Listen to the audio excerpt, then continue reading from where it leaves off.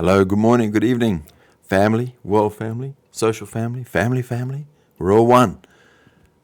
Did you know that the company Boeing, the CEO at the time, bet the whole company on the creation of what was to become the 747, the queen of the skies?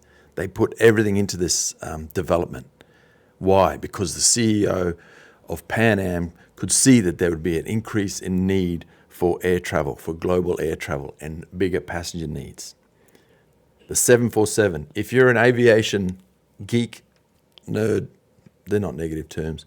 If you're an aviation fan, then you will know and love the 747, the jumbo, the queen of the skies, the majestic roar of that plane taking off and landing. And if you're fortunate enough to be able to walk up the stairs and sit at the top deck in business class, then you know that this thing is it was just a feat of imagination, turning something that was just an idea into something tangible. Talk about dreams come true, manifestation for real. Here I am, once again. I got my own copies now, not just an author copy. They arrived with my book, The Ramp, and as you can see, gracing the front cover is my own version of the 747, Queen of the Skies, also referred to as an international heavy. Now, the team that built the 747 was led by a chap called Joe Sutter, and the team was called The Incredibles. The Incredibles. They were a very small team, elite group of engineers who defied the odds. I'm reading my notes here. They solved seemingly impossible problems, working day and night to build a jet that nobody thought was possible. Imagine that, right? They would have defied the odds because most of the world, their world, would have been against as far as like the reality of building this thing. It seemed impossible. Of course it did. And the Boeing 747 was the result of a bold vision, risk-taking, and relentless execution. Okay? Now that plane first launched, the first commercial flight of the Boeing 747 was in 1970, in January, just before I was born. There you go, fun fact. So I only say that today because that plane and that development of that plane was a massive inspiration for me. Now, because I didn't know that it was first launched in 1970, but it just reminds me to ask if you've ever had an idea or a dream or a vision that seemed impossible. Know this, it's not. It's not. If you've been given a dream or a vision in your heart, I say it's through grace. You can call it what you like. But if you've been given a dream or a vision, then you know that that thing that is no thing will become something. You have to take action. That is number one. You have to take action, right? You don't just sit there like Jim Carrey said he had a vision he wrote a check for himself for $20 million, right, in services, of acting services. Now he reminds us that you don't just sit on the sofa and eat pizza and the $20 million comes. No, you got to take action, right? So I had the vision, the dream for this whilst filming at Chicago O'Hare International Airport. A fantastic backdrop. Shout out to my brother Oscar Palenko. Hopefully I can say his full name.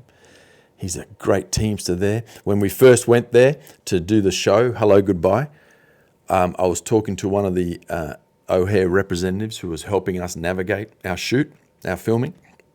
And I said, I need to find someone who knows the ramp and the airport and the airfield like the back of their hand. Someone who has a photographic passion for photography. And I think the lady said, I don't know who that would be. I said, trust me, there's someone out there in your team who fits this bill, because airports are so visual, right? And people who have an imagination get it. They work on the ramp. They see these planes, international heavies, which are the Boeing 747s, the 787s, the 777s, even the 767, I guess, of course. Airbus, A380, A350s, A340s. These are all the heavies. They're the planes that take you on the really long distances. The Boeing 747 was the first quad-engine plane, I believe. I could be wrong. I'm not an expert like Sam Chewy, but I believe it was the first commercial 4-engine plane. The newer ones are down to 2.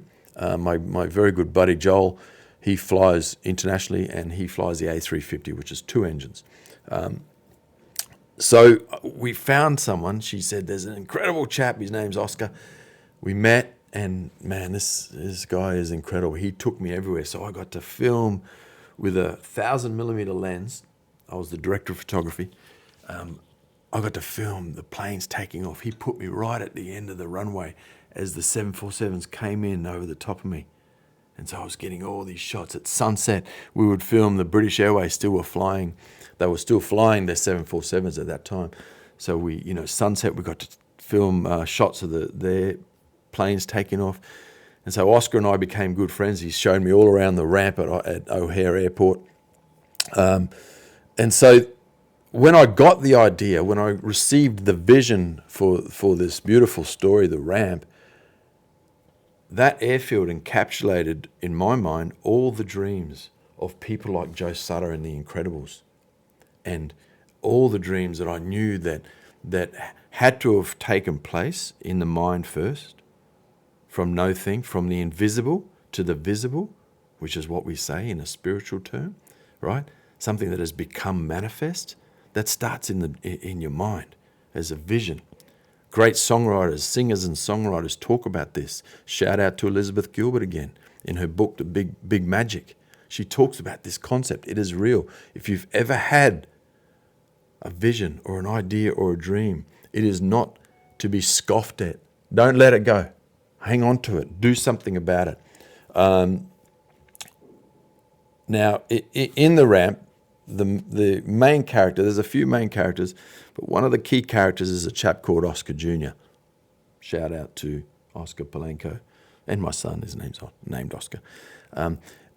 Now, there's an urban myth that says that if you dream big enough, because the tugs are the main characters, and they just kind of like the worker bees that go around the ramp. The ramp is that part of the airport where the planes unload and refuel and load up passengers. That's that area. And so these tugs, it's their world, right? It's set at a fictional airport, and the tugs, it's their world. Now, there's an urban myth that's going around that says if you dream big enough and you have a vision and you're integrity driven and you're kind and loving, that if you have a vision in your mind, you can become something bigger, not just what society has destined you to be, right? You can become something bigger. And so Oscar Jr. believes in this urban myth, right? Most of society shun it. You're not allowed to really talk about it. But Oscar Jr. believes in it deep in his heart. He's had feelings that he can become something bigger. So he finds like-minded friends, and they become like a group that follow their dreams and do everything they can to accomplish this dream and this vision. They support each other. It's very much like having a great community around you. And so that vision came to me, and for the book, and as it did, I was thinking of the 747 because it is something it is incredible. You imagine when you're in that plane and those 4 engines take off, you can't imagine that something that big can take flight and take you somewhere for 17 hours, 14 hours. I go back and forth to Australia a lot. It's phenomenal. It's beautiful. And if you ever get to travel, get a chance to travel on one, Lufthansa, the German airline, still has a 747 in their fleet, I believe. It goes from LAX to Munich, I believe, or to Frankfurt, but check it out. It's a fantastic experience. And if you can, use points, if you've got the money, upgrade, go on business class, select the upper deck. It's a wonderful experience. So I just want to say this quick little video today. In closing, if you have something in your heart, again, referring to Jim Carrey, he's always said that there's nothing wrong with following the straight path. Like I say in my book, there's nothing wrong with being the worker tugs. They help society run. There's nothing wrong with that. But if there's something deep in your soul, in your heart, in your spirit that you know that you want to do, you have to do it, okay? If you can't shake it, it's not just in your head, okay? It's not just in your head. It's a creative impulse from grace, from God, from Spirit. You can act on it, and it will become visible.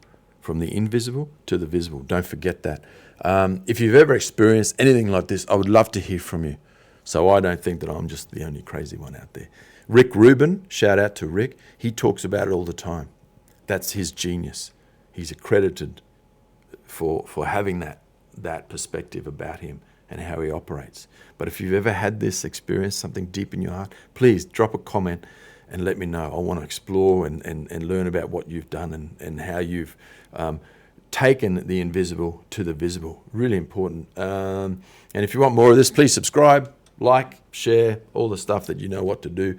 And please, I would appreciate it. Grab a copy of my book. It will be, I'm just praying and putting it out there that the right partners will come along. We want to turn this into an animated series, a movie, a whole franchise, because it is an uplifting story that all kids and families will love. And so if you'd like to grab a copy, there will be an Amazon link in the description below. And you have yourself a great day, a great week, sending blessings and love to all.